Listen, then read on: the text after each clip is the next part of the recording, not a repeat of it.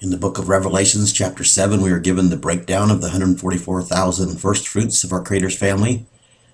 Dan is excluded from this list of the original 12 sons of Israel, and Joseph's firstborn son Manasseh has replaced them. When Israel blessed his 12 sons, he told them what would befall them in the latter days. Today I'm going to focus on the tribe of Judah and the tribe of Dan. Of Dan, he said in Genesis 49, verse 16, "The people of Dan will contend with or strive with one of the branches of Israel." The King James translates this verse to say that Dan will judge his people as one of the tribes of Israel. Obviously, this is an erroneous translation because this tribe is not even mentioned as one of the 12 tribes that will be part of the first fruits. The word for tribe, when properly translated, is the Hebrew word meta. The word used in this verse is not meta, it is shebet, which means a branch or a scion. Both of these words are translated as tribe or tribes in several places, but shebet carries a different meaning in how it is used. In many of its uses, it is referring to a descendant or a group of descendants, but in this case, it is referring to a particular descendant. It is the same word that the King James translated as scepter in 6 verses earlier when describing the scepter that would not depart from Judah. And the word that they translated shall judge in this verse is better translated to contend with. It is the Hebrew word din or dun. The Hebrew word shaphat means to judge. The next verse adds more understanding to this. In verse 17, Dan will be a serpent against the way and an adder in the path that strikes at the horse's heels so that his rider falls backwards. This does not sound like a good forecast for the tribe of Dan. Verse 16 is saying that they will contend with one of the branches of Israel. In verse 10, the branch that will not depart from Judah is singular, not plural. Israel is prophesying of a particular branch that would come from Judah. This is why he says that they will contend with one of the branches. When I get to verses 11 and 12, you will see that he defines and leaves no doubt who this branch is that he's talking about. It is Judah who was prophesied would have this one branch of Israel at the end. Of Judah, a few verses earlier, we are told that what would describe them at the end. Verses 8, I'll start in verse 8. Judah will confess your brethren, your hand will gape the neck of your enemies, and they will bow down before your father's children. The children of Judah will be a lion's whelp feeding on the prey that rises up, and you will crouch your knees like a roaring lion. Who will rise you up? The branch will not depart from Judah, nor the graven decrease from between your feet until Shiloh comes to gather his people. This is a prophecy that the Messiah would come through the tribe of Judah. The branch is referring to him coming from Judah and that he would not depart from them. And those who come under his covering are confessed by him as to who Judah's brethren are. And all will be their prey when they return with him. So all will be squashed out when Yeshua returns. I have been saying in these videos that those calling themselves Jewish today are not the descendants of Judah. These verses validate this because those in Israel today who call themselves Jewish reject the Messiah. Granted, there are those who call themselves Messianic Jews, but this is just another hypocrisy. They're still of Judaism. Psalms 45:6 says, "Your throne, Elohim, continues forever. The branch of your kingdom is just or a straight branch." Yeshua is his branch. He is our Creator's descendant that came through Judah, and this branch was prophesied to not depart from Judah. And this branch will confess who the 144,000 or the other brethren of Judah are.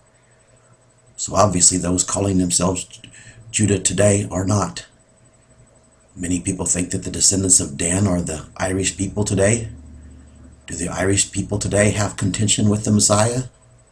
No, it is those calling themselves Jewish who have contention with him.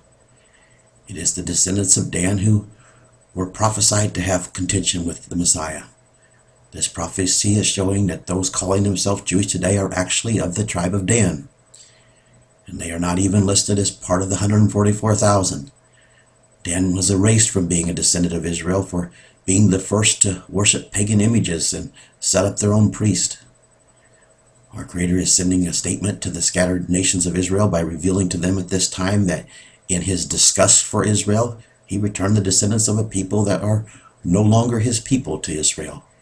He returned a people who were cut off from being the seed of his first fruits. Dan is no longer a people to him because they cut themselves off from being a people. More is playing out in why he returned them, as I will show you. Israel's prophecy for the last days proves that it is the descendants of Dan that are in the physical nation of Israel at this time, but there is more proof. After the Song of Moses in Deuteronomy 32, Moses blessed Israel before he departed from them to die. The blessings that he gave to 11 of the tribes were beautiful, but in the midst of these blessings was a statement to Dan. In Deuteronomy 33:22, and of Dan he said, Dan is a lion's whelp. He will spring out from Bashan. I read back there in Genesis 49 where Israel prophesied that Judah would be a lion's whelp. Dan's inheritance was north of Judah's inheritance. Both of their inheritances were west of the Jordan. Bashan is east of the Jordan. Moses' statement to Dan is a prophecy that they would be driven out of their land, but that they would one day spring out from whence they were driven. It is not a coincidence that the term lion's whelp was used to describe Judah in the last days as Israel's in Israel's prophecy, and Moses also used the exact same two Hebrew words here in relation to Dan. But where are the true descendants of Judah today? They are scattered, as are the rest of the descendants of Israel. The salvation of Israel never departed from Judah. The true Messiah and those who received true salvation through him did not depart from the graven decrees that were given to them.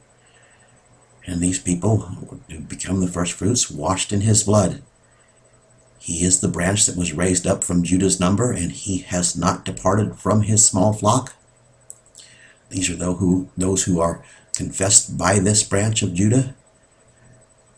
The prophecy that Israel gave for the last days tells us that the decrees that were given to us would not depart from this branch of Judah. This is another reason why those calling themselves Jewish today cannot be of this branch. The decrees have departed from them. They have blasphemed them by perverting them. They even have perverted the Sabbath day by fixing it to a day on the pagan Roman calendar. Back to Isaiah's prophecy about Judah in Genesis 49, he goes on to make it clear that the branch that he was referring to is the Messiah. In verse 11, you will bind the foal to the vine, the colt of the ass to the vine of choice red grapes, and wash your garments in the wine, and your clothing in the blood of the grapes, His eyes will be red with wine, his teeth white with milk. These verses tie into Zechariah 9:9 about Yeshua coming into Jerusalem on the colt of an ass, and with the fact that he did come into Jerusalem riding on a colt of an ass. And they tie into the book of Revelation, speaking about the Son of Elohim having eyes like flames of fire. They tie in with the whole process of washing our robes in Yeshua's blood. And they tie in with other verses as well. Scripture is clear that Yeshua came through the descendants of Judah, and we know that they were still in Jerusalem at the time of his first coming. But most of them rejected him and were later scattered, just as the other tribes were scattered to the four corners of the world. The verses in Genesis 49 about Dan and Judah show clearly that Dan would have contention with one of the branches or the descendants of Judah in the last days. And these verses about Judah clearly show that Israel was prophesying that the branch that he was referring to is the Messiah. This all fits together like a custom-made glove, especially when you put it together with the third verse that speaks of what would befall the tribe of Dan at the end. Verse 18, he says, you will wait for Yahweh's salvation, or you will wait for his deliverance. Isn't this what those calling themselves Jewish today are doing? They are waiting for the first coming of the Messiah. The three characteristics that Israel gave to describe the tribe of Dan in the last days are: one, they will have contention with a branch of Judah, which the Scripture testifies is the Messiah.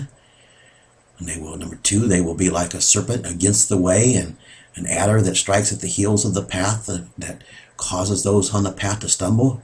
And number 3 here, we see that they will be waiting on Yahweh's salvation. So pretty clear.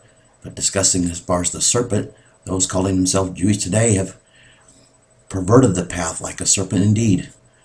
Their false doctrines like Saturday worship have led many astray.